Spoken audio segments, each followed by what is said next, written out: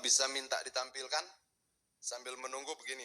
Saya ingin mempertajam yang disampaikan oleh Wakil Ketua Pimpinan tadi, bahwa begini, ini juga perlu Bapak Dirjen Hubungan Darat ya, ralat pernyataannya. Karena aplikator tidak menciptakan lapangan pekerjaan.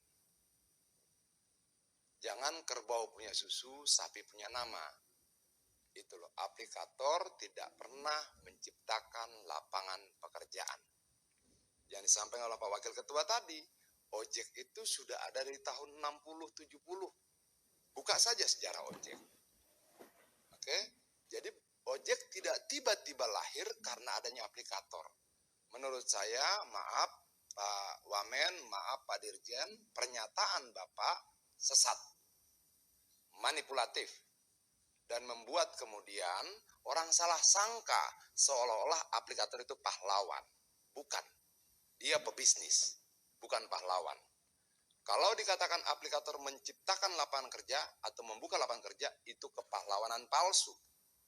Di Jakarta ada 31.800 RT. Kalau satu RT punya masyarakat yang bekerja sebagai ojek, minimal 310.000 ojek di Jakarta. Lalu datanglah aplikator, dia menginjeksi itu dengan... Kita telah menyaksikan bersama tentang perdebatan panas ini antara Adian Napitulu yang menekankan kenapa atau mengecap kenapa ini tarif ojol dijadikan bisnis gitu ya teman-teman. Dan berikut kita coba baca komentar-komentar dari para netizen kita. Dari Eric Nixon katanya, terima kasih Bang Adian. Ya, ini berupa dia bangga atau mengagumi sosok yang bernama Adian Napitulu yang berani mengecam hal-hal yang tidak baik dalam tarif ojolnya teman-teman. Napitulu katanya, Hotman bagi Bang Adian, walaupun saya bukan ojek tapi saya acungkan 2 jempol. Serta berdoa semoga Abang Adian bersama keluarga diberkati oleh Tuhan Yesus dalam segala hal, yang diberikan kekuatan, umur panjang, dan berkat yang tiada berkesudahan. Salam dari saya, Diambon. Yang ini teman-teman atau netizen kawan kita ini yang mendoakan Bapak Napitulu saking bangganya dan memberikan komentar yang positif teman-teman, sehingga orang yang kita membaca senang, dan apalagi orangnya jika melihat komentar-komentar yang kayak gini ya teman-teman. Oke, lanjut dari Elang Gunung katanya, perjumalah kementerian aja nggak ngerti, juga nggak paham. Sehabis rapat mereka kongkong lagi, nggak ada kebijakan buat ngerubah. Ya, itu juga pernyataan dari netizen kita teman-teman. Lanjut dari Bodiki katanya, kemarin kemana 10 tahun PDIP berkuasa, ojol berdiri tahun 2010. Izin juga pernyataan teman-teman kita ini yang membuat komentar agak sedikit ada rasa kecewa.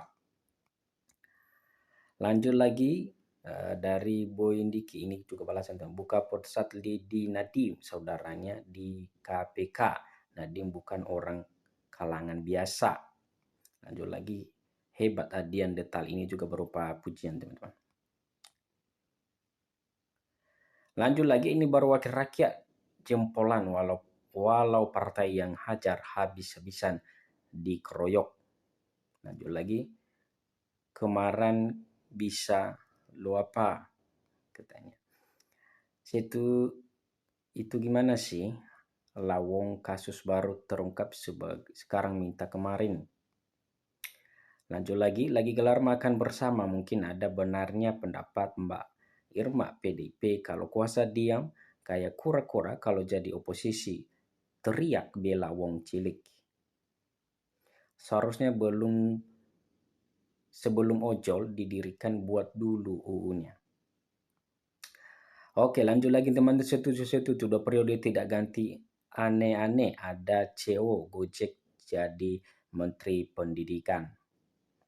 Situ ini lucu, hukum itu di mana-mana dibuat setelah ada kejadiannya. Teman-teman, ini juga berupa pernyataan kesal yang dari saudara kita Boy Diki katanya.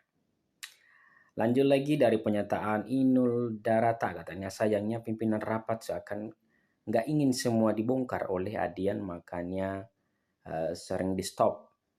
Ya, lanjut lagi WWK ya paham, jelaskan bangun perusahaan bagaimana dari segi administratif sesuai undang-undang dah.